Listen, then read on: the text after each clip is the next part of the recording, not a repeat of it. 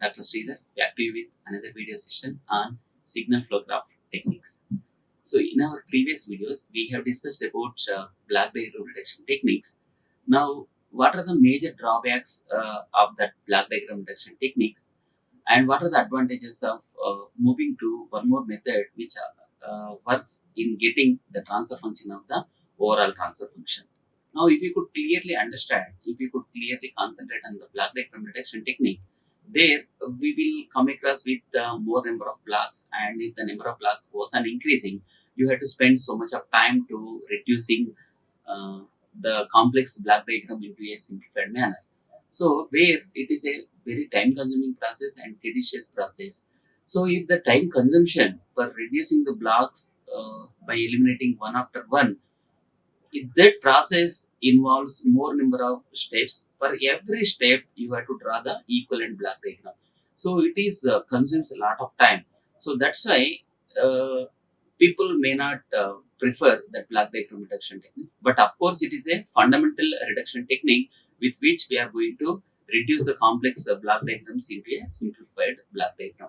So because of a few limitations, or otherwise we can say a few drawbacks of this black diagram reduction technique, now we are going to move to signal flow graph technique. So this is nothing but it is a graphical representation of the signals, and blocks are also, you need to draw a separate block between the input and output. Just above the arrowhead, you have to write down the transmittance gain, something like that. So this is as compared to the black diagram reduction technique, we can say that the signal flow graph technique is very advantageous and simple to construct and simple to determine the overall transmittance or transfer function. So let us move to this signal flow graph technique, and in today's video session we are going to discuss about the basic terminologies or basic definitions of the signal flow graph, and what are the rules for drawing signal flow graph, and how can we draw the signal flow graph if we know the simultaneous or algebraic equations. Sometimes the signal flow graph techniques or signal flow graph can be drawn for differential equations as well. We are going to discuss all these things with the help of simple examples. So first, let us start. What is a signal flow graph? Signal flow graph is a diagram which represents a set of simultaneous algebraic equations. Now, this method was introduced by famous mathematician, that is S.J. Mason. So, based on his name only, the method to calculate the transfer function or transmittance was introduced, Mason's gain formula. So, Mason's gain formula is nothing but because of he only introduced the signal flow graph technique. So, on his name, the method of calculating the transmittance or gain or overall transfer function of given system is came into picture.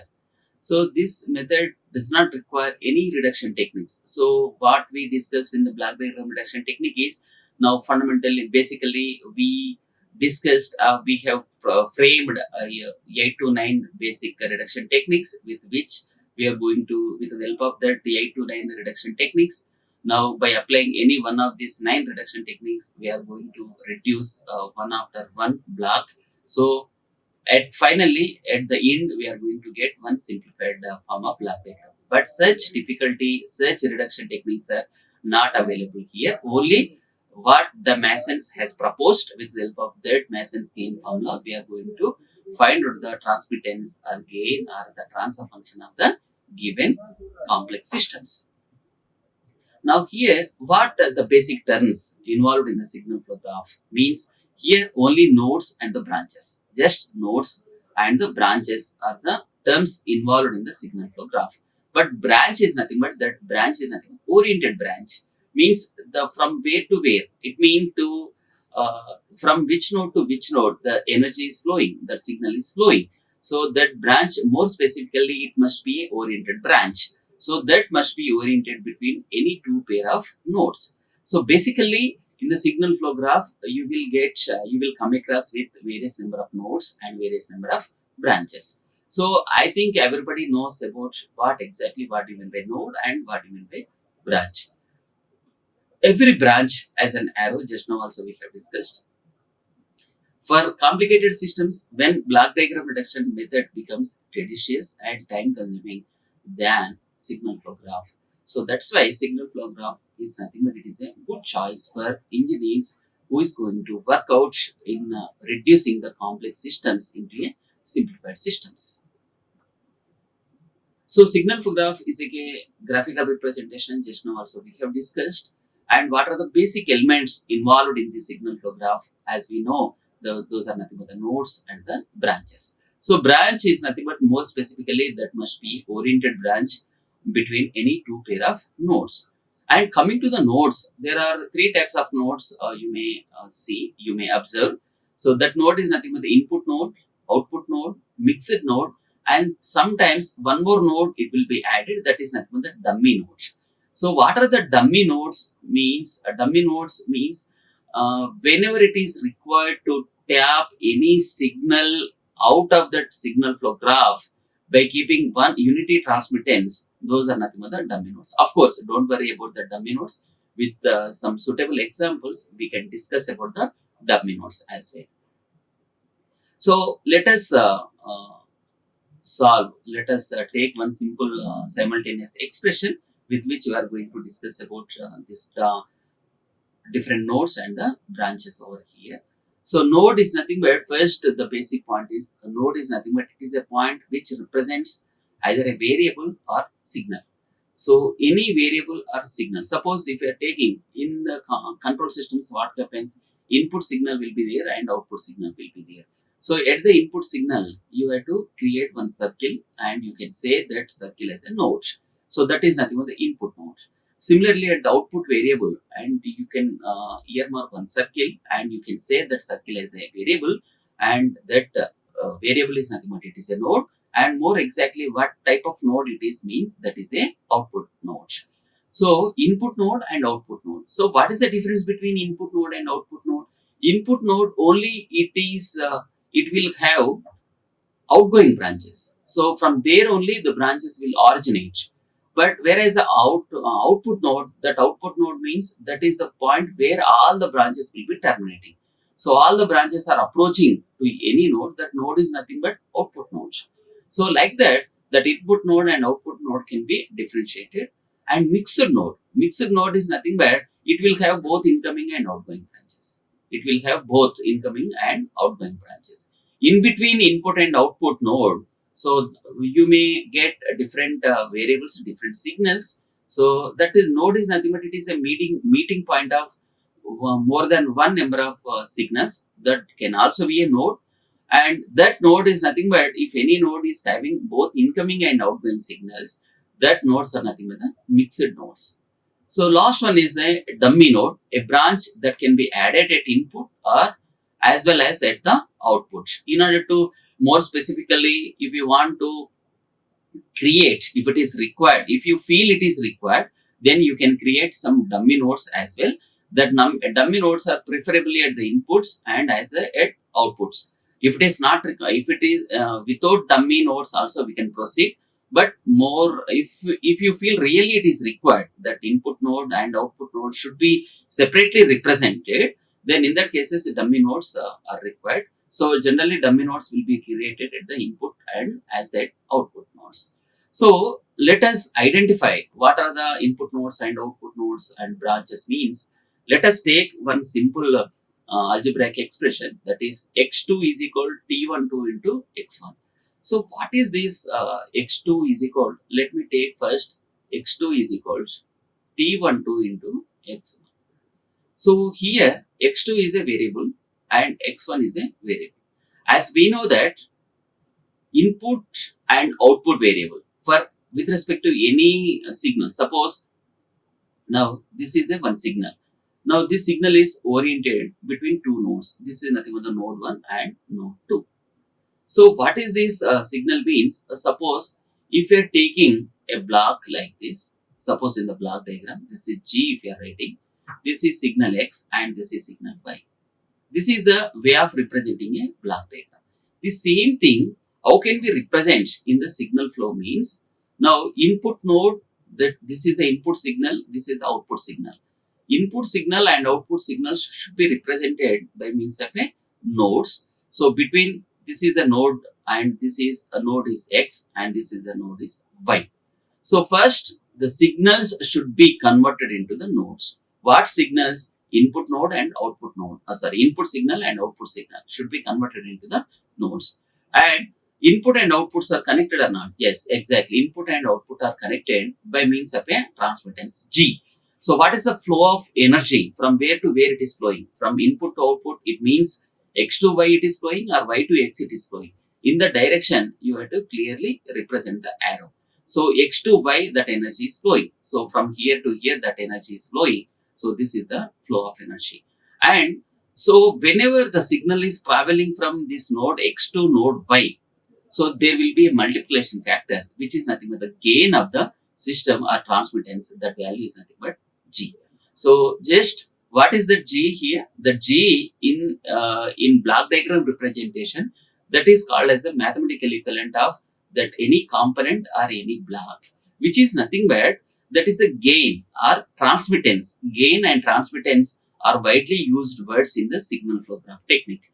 This is also called as a multiplication factor. It will be multiplied to the X in order to get the Y. That is nothing but, now this G is nothing but, it means what is the physical significance of this G over here means, whenever the signal is originating at this point, whenever the signal X is originating at this point, and whenever it is traveling through this block, then the signal, this X signal, it will be multiplied by G times. That is the meaning of the block, the G. The same thing over here. Whenever the signal X started traveling from this particular point, whenever it is traveling from this X to Y, so the signal X or the variable X, it will be multiplied by G. So that is nothing but this G is called as a gain.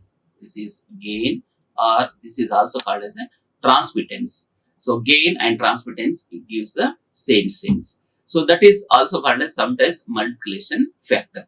So how this block diagram or blocks can be equivalently converted into the signal flow graph means, now see, in this simple example I have given over here. So that input signal X and output signal Y, between X to Y, the transmittance G is there. So that is nothing but the mathematical equivalent of that value. So this same block, it can be represented in the signal flow graph. That is X to Y, if you could observe over here. So the signal X and Y, so input signals and input variables can be represented by nodes, input nodes. Now clearly earmark what is the name of that particular node. And similarly, output nodes, output signals or output variables can also be equivalently represented with different nodes. And clearly earmark that node number or node name, that is Y. And what is after earmarking the nodes, you go on searching for in which direction that energy is flowing from X to Y or Y to X, in which direction the flow of signal is existing over there in the actual block diagram. So that is, it is clear that from X to Y the signal is flowing. So from X to Y, just you join node X and node Y by means of a solid continuous line. Now that line, in which direction the flow of signal is there, in the direction you clearly earmark with a arrowhead. This is nothing but indirectly from where to where, from which node to which node the signal is flowing. So from X to Y it is flowing. So I am representing over here. And just above the arrowhead, you clearly write down the transmittance while traveling that particular signal from one node to one node, another node, how much it must be the multiplication factor, which is nothing but the gain or which is nothing but the transmittance. That is nothing but the G I am writing over here. So this is the way of converting block diagram into the signal flow graph. So coming to this, X2 is equal to T1 to into X1. This segment I am taking first. X2 is equal to T1 to X1. Here, what do you mean by X1 over here? X1 is also a input. X2 signal, or it is a variable. X2 is also a variable. Now coming to this, so the same thing here. What is the input over here? What is the output? So it is very clear that X2 is the output and X1 is nothing but that this is the input. So means always the signal, because it is very clear that output is equal to input into transmittance or input into transfer function. So whatever the transmittance over here, that is nothing but the T12 is the transmittance. Whenever the signal is traveling from X1 to X2, So there will be a multiplication factor of gain, that is T12. So that is the way of representing the signal. So same thing over here, X1 and X2s. Now the signal is X1 to X2 with a transmittance of T12. Similarly, another pair if you are observing, X2 is equal, the next one is X2 is equal T32 into X3. Here what is the input, what about the output? Input is X3, so this is the input is X3 and output is nothing but the X2. So what is the flow of signal over here? So X3 to X2 it is flowing. So X3 to X2 it is flowing. X3 to X2 it is flowing. Why I am representing this one in the not in the main path means generally main path. Basically if you want to construct the signal flow graph means that number of nodes it should be arranged in the sequentially increasing manner. So X1, X2, X3's nodes are there in this example. So first X1 and then X2, then X3. So what about the signal from which node to which node it is existing, clearly we have to earmark. But more precisely if you are observing X2 to X3, so from X2 to X3 there is no signal. But instead of X2 to X3, the signal is available from X3 to X2. So that is in the reverse direction it is existing. So that's why this signal I am not representing in the main path. In the side path only I am representing. This might be feedback, something like that. But we are not interested whether it is feedback or not forward path. Here in this one, there is no meaning of talking any feedback sections. Just only the signal in which direction it is flowing. That only requires. Just above the signal, you have to clearly earmark whatever the transmittance. Here, X1 is the input node and X3 is nothing but this is also input node because it is also sending the signal. Whereas X2 is nothing but it is two signals are approaching to each other. This might be the output signal. So one more example if you are observing, let us consider the following signal flow graph to identify input nodes and output nodes and other nodes. So Y1 is nothing but this is the input node, Y4 is nothing but this is the output node. Between Y1 and Y4, that is Y2, Y3 is there, these are nothing but the mixed nodes. So next one is the branch, is nothing but it is a solid line. This is the line segment which joins two nodes. So suppose if you are taking one more example over here, X1, X2, X3 and X4, X1 to X2 there is a transmittance of T12, X2 to X3 there is a transmittance of T23 and X3 to X4 there is a transmittance of T34 and X4 to X3 there is a transmittance of T43. So what are the gains over here? So gains are nothing but T1 to T23, T34, T43 are the gains. And in this example, if you are seeing, what are the branches? A, B, C and minus D are the branches. So always it is clearly you should understand the gains should be represented just above the reference direction. So those are nothing but the nodes and branches. And next a few more terminologies are also required. Path. So path is nothing but it is the traversal of connected branches in the direction of the branch arrows such that no node is traversed more than once. So you should not cross any node more than once. Like that, if you could move in the direction of the arrows, that is nothing but it is a path. So path is nothing but you can start at any node and in the shown direction, in the allowed direction with the help of that arrowhead, you can move. But during this process, during this movement, you should not cross any node more than once. If you could complete some portion of the signal flow graph, that could be a path over here. Now, next one is the forward path. What is that forward path means? It is also a path, but this forward path must and should be started at the input node and it must and should be terminated at the output node. In this path, you are allowed to travel through any branch segments in the assigned direction and you should not cross any node more than once. Like that, if you could complete your path from input to output, that could be a forward path. So in this one, that red color shown one is nothing but it is a forward path and another one is nothing but the green color shown is also a one more path. So there are two forward paths are there. So this is the input node. This is nothing but the output node. From input to output, one path is existing. This is like this. This is one path. And next one is nothing but another path is, this is the another path. So like that, there are two forward paths are there. So next one is the forward path gain. So it is the product of branch transmittances of a forward path. So if you could observe here, now in this one, this segment is having G1. Next segment is having G2. Next segment is having G3. Then G4. Then output. So it is the product of branch transmittances. So how many number of branches are involved in that particular path, in that particular forward path? So the individual branch transmittances and its product is nothing but the forward path gain. So overall, the first forward path is nothing but, so this is having a G1 transmittance, this is having a G2 transmittance, and then this is having G3, this is having G4, and finally this is C of S, and this is nothing but the R of S. So forward path gain is nothing but the G1, G2, G3, G4 is nothing but this is the forward path gain. Similarly, for the second one, G5, G6, G7 and G8. So this is nothing but the forward path gain of the second path. Next one is loop. The path, this loop is also a path, but that originates and terminates. Starting and terminating points are same, and you should not travel through any node more than once. This is the condition. Always you should follow this condition.